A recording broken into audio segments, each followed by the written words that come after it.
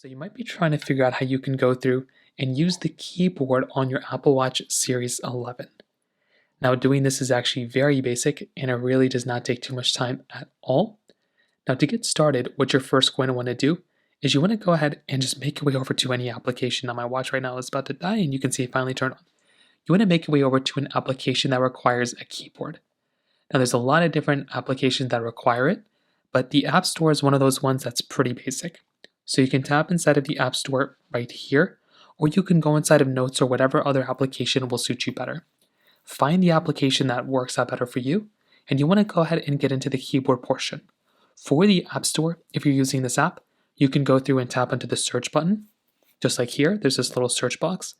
All you're going to have to do is tap into that search box, and then this small little keyboard will come up. Now, the keyboard works like any other keyboard. You're able to go through and type in the characters. So it's a little small. It also basically has, I think some of them have that swipe keyboard just like this.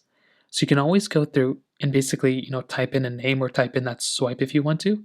So it does have swipe, but as you can see, it is very, very small, so it might not work out the best, but it works just like any other QWERTY keyboard. So you have this type of outlook here. You can basically tap on a, specific key if you want to go and, type in that key. The back button, there's always usually a back button that allows you to go ahead and delete everything that's right there as well. You also have these parts at the bottom. The first little icon is an emoji icon. It allows you to come right into here to go ahead and basically type in emojis and different things like that. Tap on the X up here to get out of it. You also have these little other buttons. This button in the bottom right corner will allow you to go through and quickly get back into the keyboard.